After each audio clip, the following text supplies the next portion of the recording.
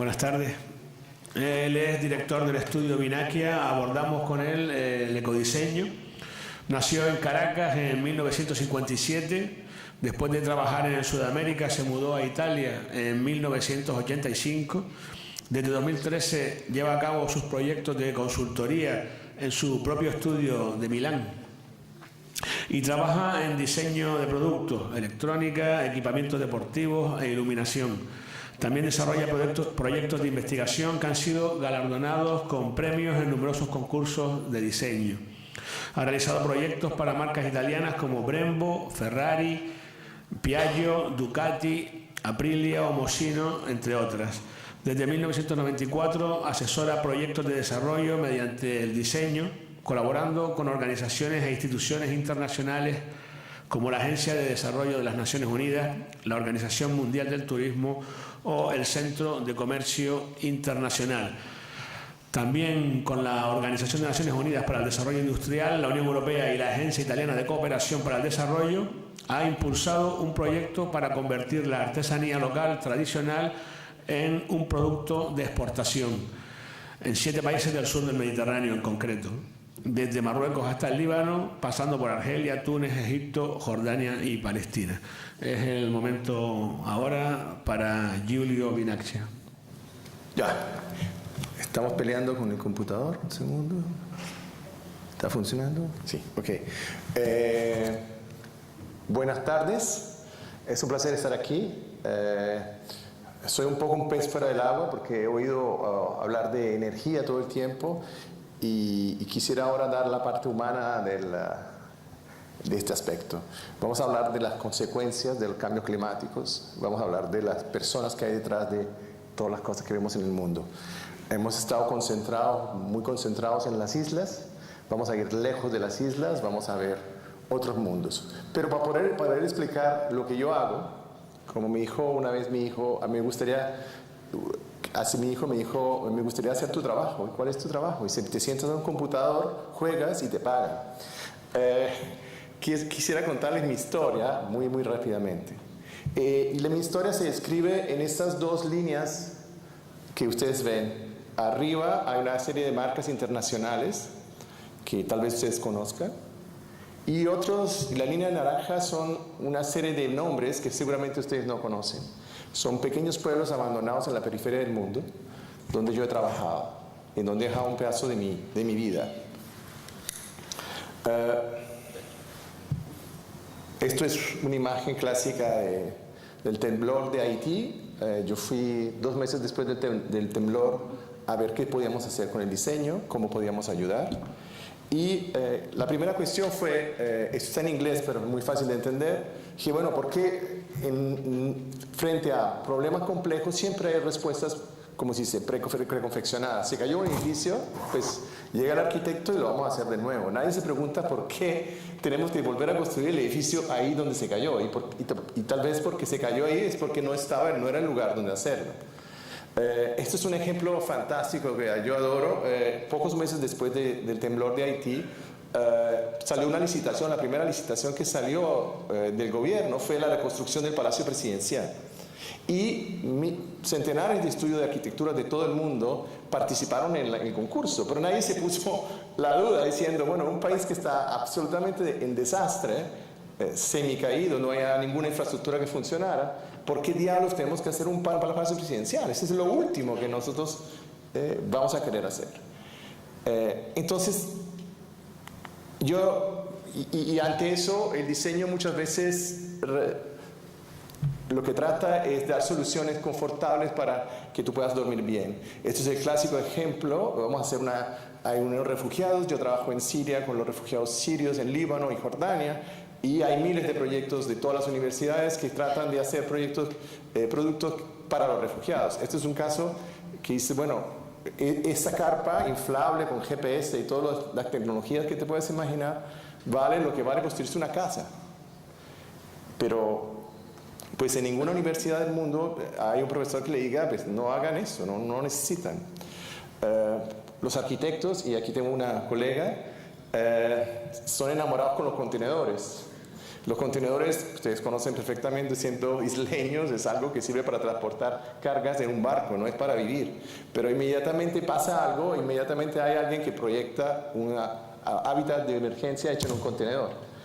Y había un famoso arquitecto italiano que decía pues, que esos proyectos son famosos porque ni uno de los arquitectos que los diseña le gustaría pasar 10 minutos dentro de esas casas.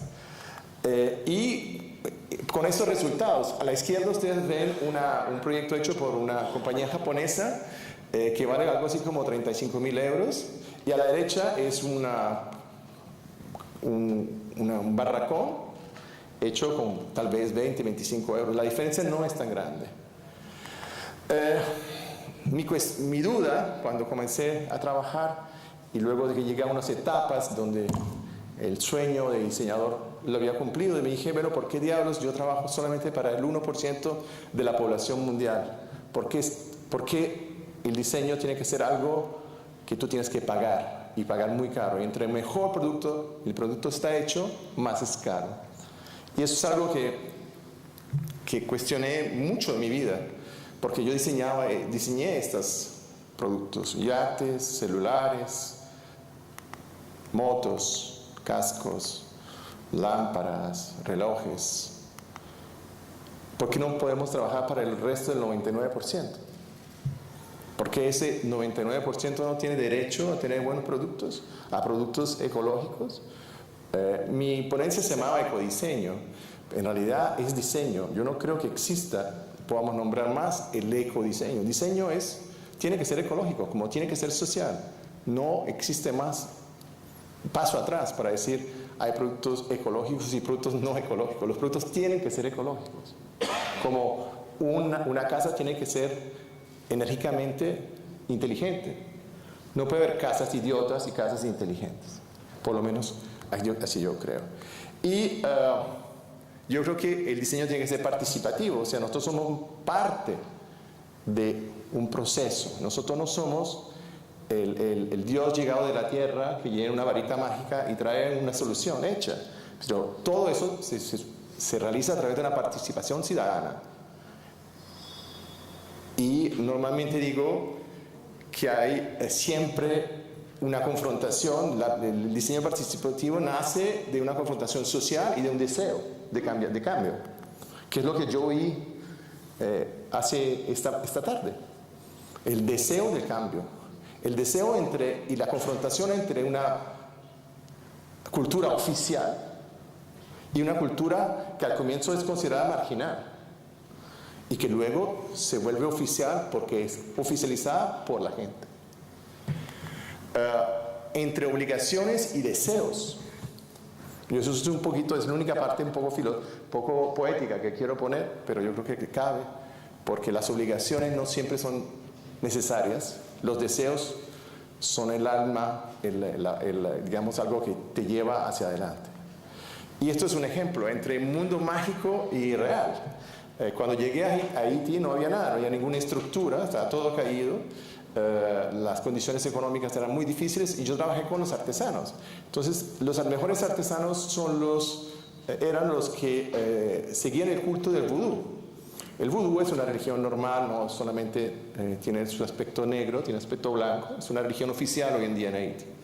Y ellos tienen una serie de dioses, y ellos me decían, el carpintero me decía, oye, si ponemos este símbolo del dios del árbol, la estructura va a ser más resistente.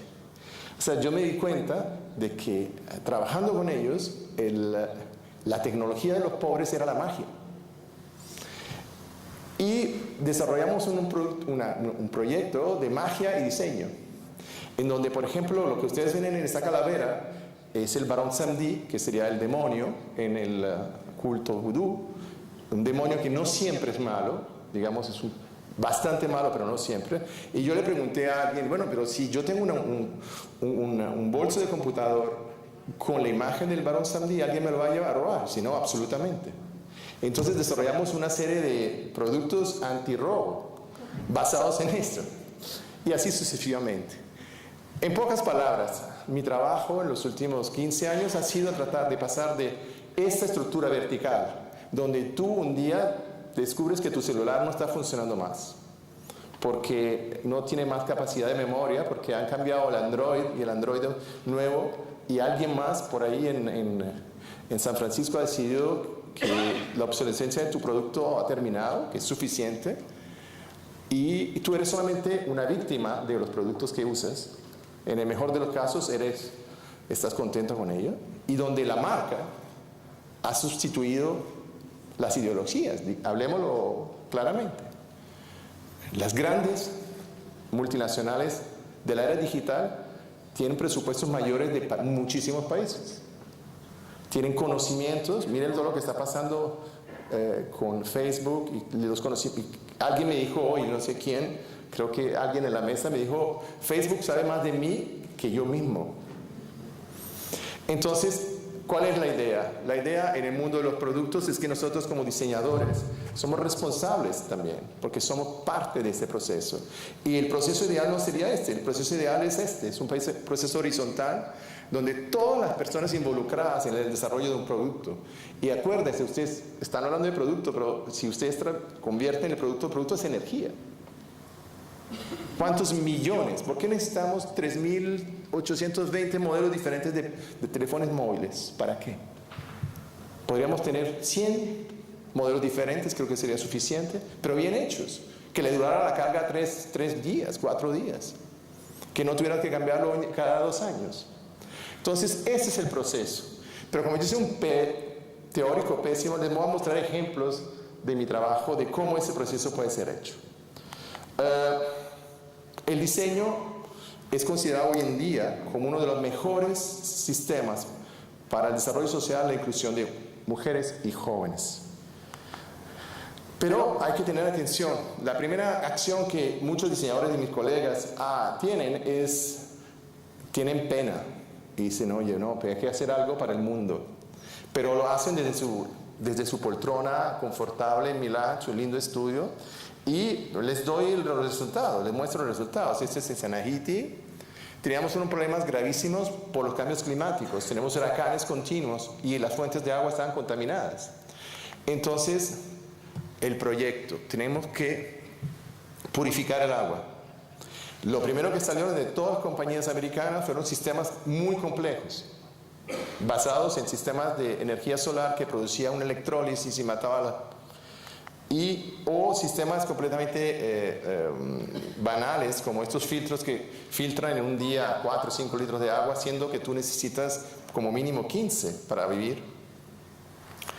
O estos canudillos que se han ganado premios por todas partes, pero en realidad no sirven ni para filtrar 1 litro de agua. Entonces, un proyecto interesante fue simplemente decir, bueno, vamos a usar los recursos locales. Yo tuve el placer hoy de estar en un restaurante y ver que aquí también existen los filtros de cerámica. Cuando yo propuse, pero en todo el Caribe existe la tradición de filtrar el agua con la cerámica. En toda casa hay un filtro de cerámica, pero la Fundación Clinton nunca había visto un filtro de cerámica en su vida. Fundación Clinton es la que manejó todos los auxilios que llegaron a Haití.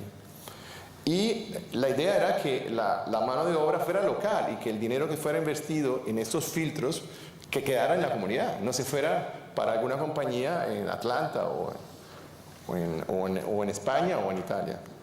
Entonces, el concepto básico era, no necesitábamos filtrar un agua. Yo, cuando en mi periodo hippie fui ceramista y sabía que hacer un cono de cerámica era muy fácil y que si le poníamos cloruro de plata dentro de la cerámica, no solamente el agua filtrada iba a ser pura a nivel, iba a ser pura también al nivel bacteriológico, porque el cloruro de plata mata las bacterias. Y desarrollamos el prototipo. No es diseño, es un cono de cerámica idiota, hecho por compañías, por alfareros locales, a los cuales se le dio cloruro de plata, y unos baldes que nos regalaron. Y este es el producto final. Estos son los productores locales. Y este filtro filtra 60 litros de agua por día. Cuando se ensucia el agua con agua y jabón, sigue funcionando.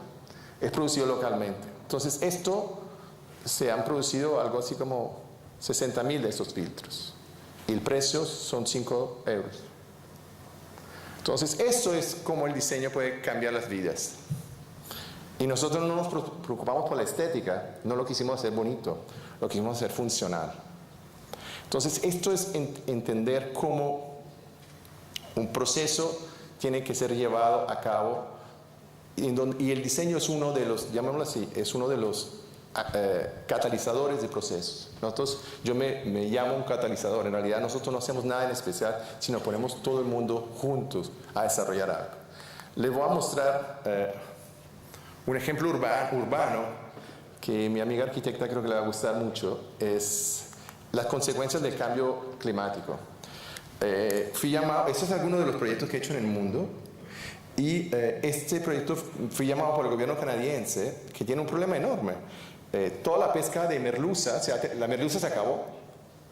Y toda la costa del norte de Quebec, que tradicionalmente eran pescadores de merluza, se ha quedado sin trabajo. Porque las instalaciones pesqueras, todo está parado, ellos pueden pescar 4 o 5 días al año. Y la idea era reconvertir estos lugares maravillosos, porque además son maravillosos, de La Roche-Percé, en espacios turísticos. Pero como ustedes se imaginarán, los pescadores no necesariamente tienen que ser, las ciudades, los pueblos no estaban adaptados a la llegada de los turistas, las personas no estaban interesadas en tener turistas, e inclusive los pueblos habían sido desmembrados. Y eso es una característica local. Cuando tú te vas y te mueves en esa región, la gente tiene la costumbre de llevarse su casa, físicamente. La casa o la montas en un planchón o la montas en un camión y te la llevas. Entonces los centros urbanos habían sido depredados, llamémoslo así, de casas. Y los centros urbanos ya no tenían, la gente como había perdido el trabajo, se había ido y se habían ido a las casas. Entonces, nuestro trabajo fue volver a crear un proyecto que pudiera repoblar, ¿se puede decir? Repoblar los espacios urbanos y hacer renacer la vida dentro de estos pequeños pueblos. Entonces la idea fue volver a recolectar las casas que estaban perdidas en el campo y volverlas a traer al lugar y adaptarlas como centros culturales, espacios de actividades para que la comunidad pudiera mostrar su vida a las personas que la visitaban. Entonces este es todo el proyecto de cómo se va a hacer y la idea de, por ejemplo, aquí era, este es lo que queda cuando una casa es movida, quedan solamente las fundamentas, entonces que también los fundamentos iba a servir como letrero, como cartel, diciendo esta casa se fue para el pueblo, volvió para su pueblo.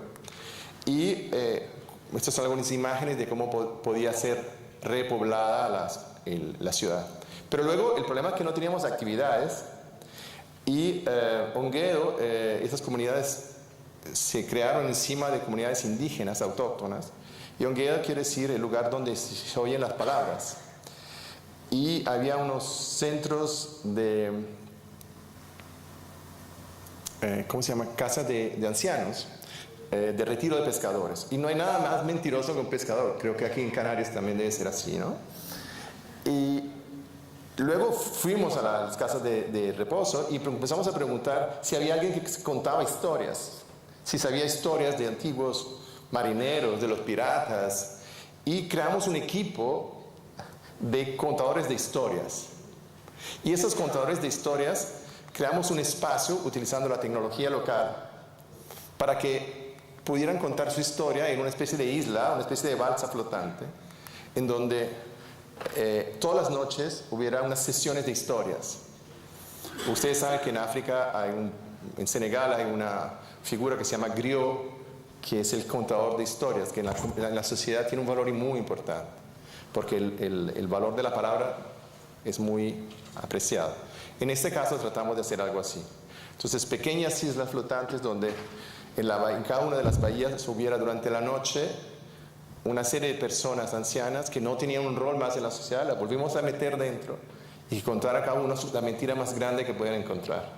Le dimos libertad absoluta de mentira y los cuentos maravillosos. Y esto es, por ejemplo, el programa de cuántas balsas tenía que haber en esta bahía y cómo inclusive la idea de crear una publicidad subliminal de alguna manera, o sea, tratar de no contarla directamente, sino que fuera algo como ilegal para que las personas pudieran ir en el puerto y preguntar dónde hoy echan los cuentos.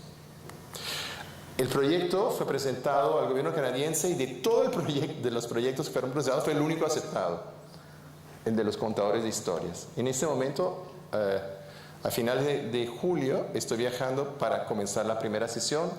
Se va a poner al agua el primer barco, yo no sé cómo decir, el primer flotador.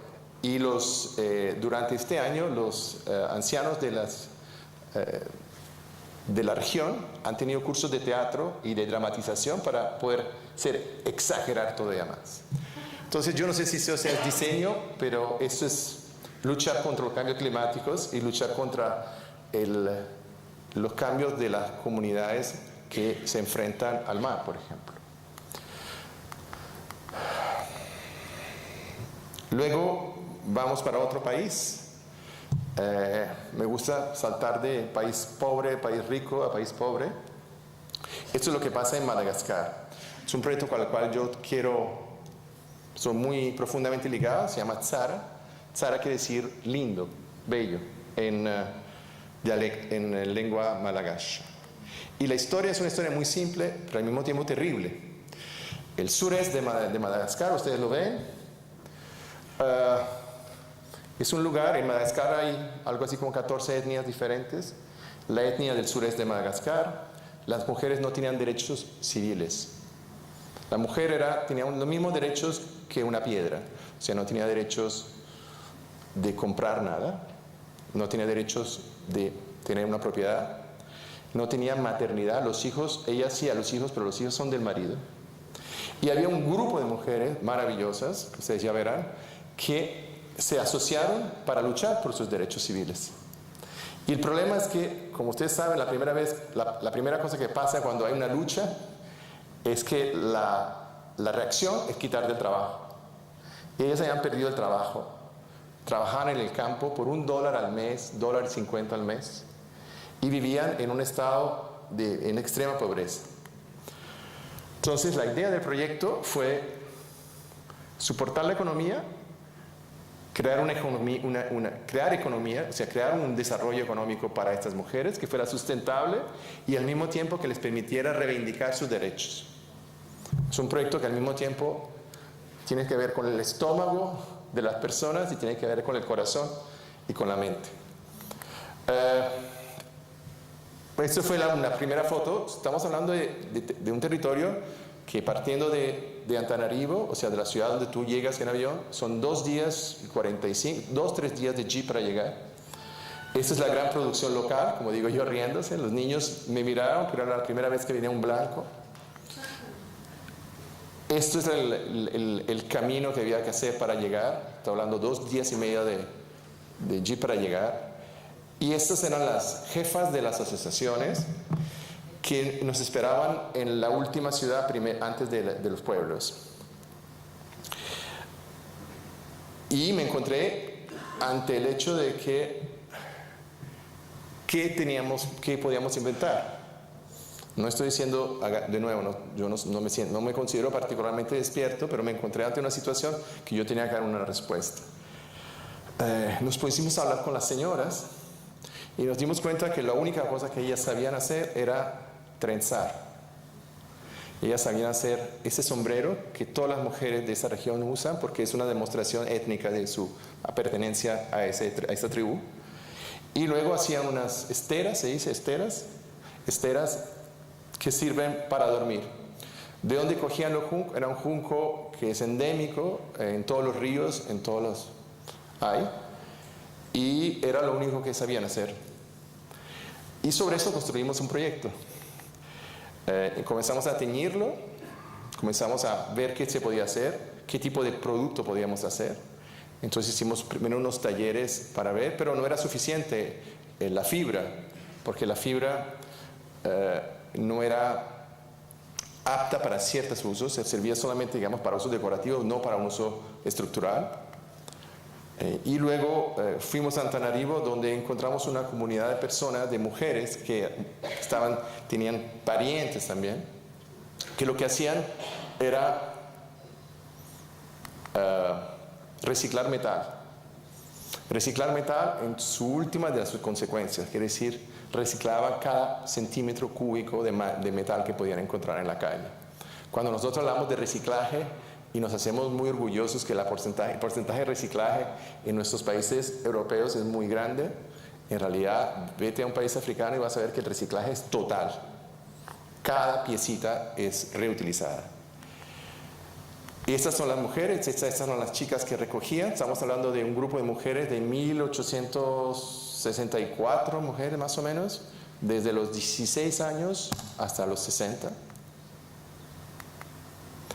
Y hablando con ellas descubrimos que tenían sus parientes que vivían en la favela, se dice, digamos, en el barrio pobre, más pobre de Antananarivo. Calculen que Madagascar, a pesar de que salen las películas como cosa muy divertida, es el país más pobre del mundo donde no hay guerra. Solamente es superado por países que tienen guerra. Y esas señoras, de esas hijas, habían comenzado a reciclar suncho de plástico y hacían los mismos trenzados pero con suncho de plástico.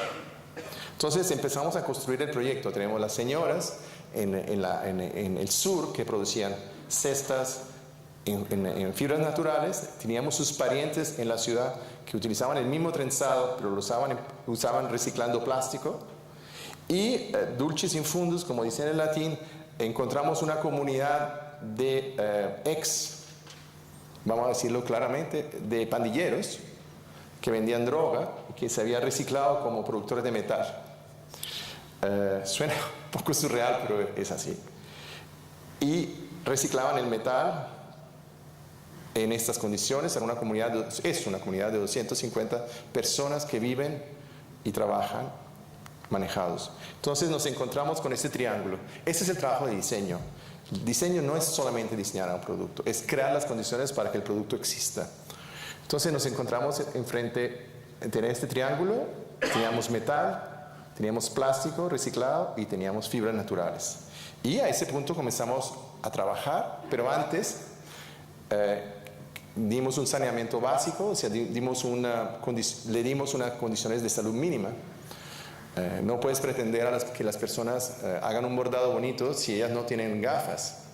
Entonces tuvimos una sesión completamente divertida con un optómetra que fuimos al pueblo y nos llevamos 1.500 gafas y creamos este proyecto.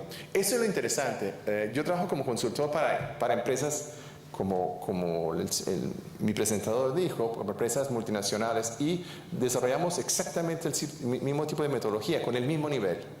Eso es lo importante. El hecho de que fueran pobres y analfabetas no garantizó el hecho de que hiciéramos un proyecto de alto nivel. Entonces la idea fue lanzar una línea de bolsos, porque Madagascar tiene un mercado excelente de bolsos, y una línea de muebles que fueran estructurados de la siguiente manera. Aquí estamos hablando de diseño, metal reciclado, plástica reciclada, una estructura que podía ser vestida, dependiendo de la comunidad que trabajaba, podía ser vestida en plástica o en fibras naturales.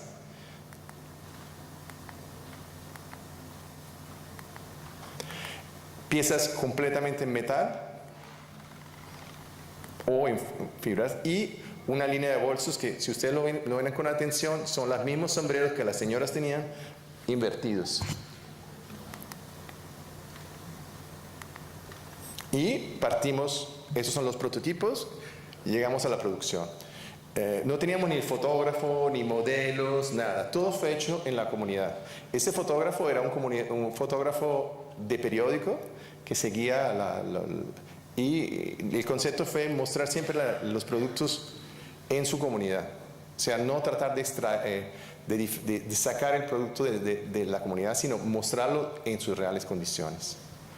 Las modelos son las hijas de nuestras luchadoras y estos son los productos finales que salieron.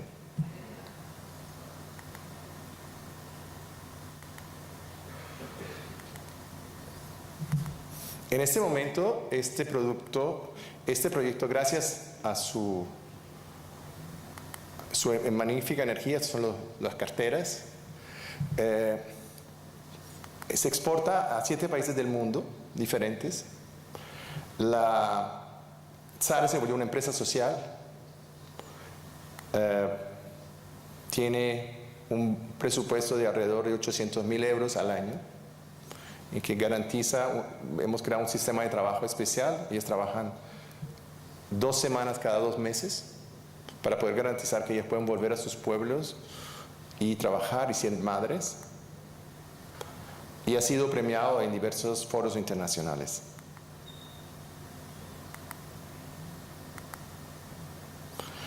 Incluimos, por ejemplo, esto es una parte en seda. ¿Por qué? Porque la seda también es endémica en Madagascar, y encontramos un grupo también de mujeres que han sido maltratadas, que tenían una producción de seda, y la integramos. Un proyecto totalmente manejado con la comunidad local, que garantiza en este momento la sobrevivencia de más de 2.000 personas. Y sobrevivencia con alegría, digo yo siempre. Con alegría y coraje, porque no hay nada más.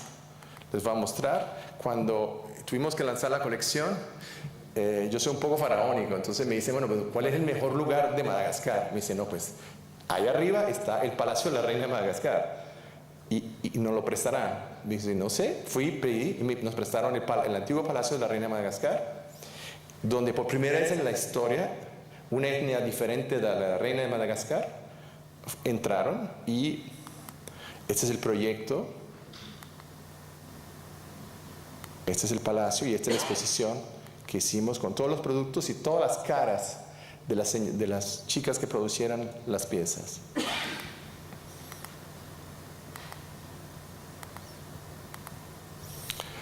Esta foto es emblemática porque ellos nunca, era la primera exposición que había en Madagascar de diseño, y no sabían que la gente no se podía sentar en los productos expuestos. Pero es una foto emblemática porque de atrás para adelante, de atrás es Fatma Zamora. Ella ahora es secretaria general de la FIFA. En la época era la directora de Naciones Unidas en Madagascar, el primer ministro de Madagascar, la ministra de Cultura de Madagascar y la jefa del proyecto. Todos sentados ahí. Esta es la presentación. Estos son nuestros amigos que hayan tenido otro tipo de experiencias antes, ahora se han vuelto vendedores. Claro que tengo dudas de que si no les pagues lo que te puede pasar. Y esta es una foto que me encanta porque la chica que está abrazada conmigo es la que sale en la foto atrás. Era la primera vez que ellas venían a la ciudad, y venían no a la ciudad, venían al palacio de la residencia de la reina de Madagascar. Esta es la colección de muebles, y tengo la honra de haber sido galardonado con el Compás de Oro. El Compás de Oro en Italia es como el Oscar del diseño, y en el 2016 fui galardonado por el Compás de Oro por este proyecto. Y este proyecto es el primero que Naciones Unidas trabaja en diseño y recibe un premio mundial de diseño. Entonces, ¿cómo vamos de tiempo? Ya estamos tranquilos, ¿no? Vamos justitos. Bueno, entonces le voy a mostrar solamente un vídeo, solamente para mostrar. No, esto no lo voy a mostrar. Espero que ustedes hayan entendido que cuando ustedes hablan de cifras y hablan de energía, detrás de la energía hay personas, y cualquier acción que nosotros hagamos con las personas cambia los modelos energéticos que ustedes discuten, y que no es suficiente pensar en las tablas como elementos irracionales, sino que detrás de cada una de las acciones tiene que haber una acción personal, y en eso el diseño tiene una función. Nosotros como diseñadores tenemos realmente una función increíble. Muy rápidamente les voy a mostrar un video de 3 minutos. Este es un proyecto que yo estoy coordinando en el sur del Mediterráneo para crear resiliencia. Resiliencia, yo no sé si existe en español, existe en italiano, o sea, la capacidad de resistir. Cuando hablamos del terrorismo en Europa, pues el peor lugar para el terrorismo son los países árabes, donde las comunidades árabes han sufrido mucho más que nosotros. Y en cada uno de los países donde yo trabajo hay personas que resisten tratando de mantener su trabajo, mantener su vida a través de acciones creativas, acciones ecológicas, acciones sociales. Y el proyecto que yo manejo a nivel, digamos, de diseño, luego hay muchísimas más personas que trabajan en él, trabaja para ayudar a estas comunidades. Les dejo con estos 2 minutos de vídeo solamente para dejarles un buen sabor después de estas largas palabras que yo dije. Un segundito.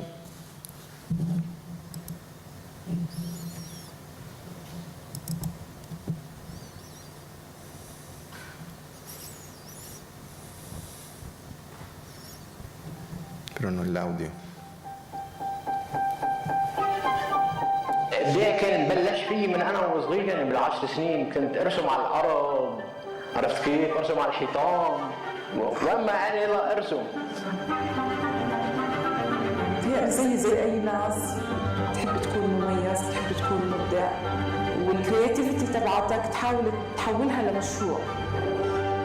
I think creativity is the most important human capital one must possess in order to proceed and survive. Because creativity brings innovation, and innovation brings success.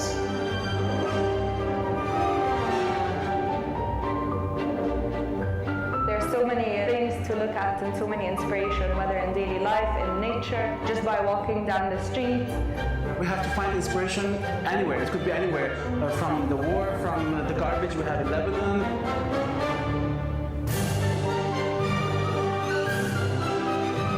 You're bringing something that no one would expect, and you create something completely different out of it. تناسب أي حد في أي سن في أي مكان. On peut mettre de la tristesse dans une œuvre, on peut mettre de la joie, on peut mettre du désarroi. On absorbe énormément de choses, partout, tout le temps, dans la musique, dans des choses aussi terre à terre qu'une mobilette qui passe ou un mouvement de roue, n'importe quoi. The colors and the sun, palm trees. المهنة هي عشق. لما تكون الواحد عنده مولود كده بيكبر قدامه في صناعة الحتة، اللي لما بيكون حتة عجين أو يجي يشكلها هو بيعمل الشكل اللي شبهه ويجسد يعني حياته كلها في الحتة لحد ما يطلعها، عشان بيستنى كلمة الله من الشخص اللي قدامه إن هو أبدع فيها. Creativity is cool.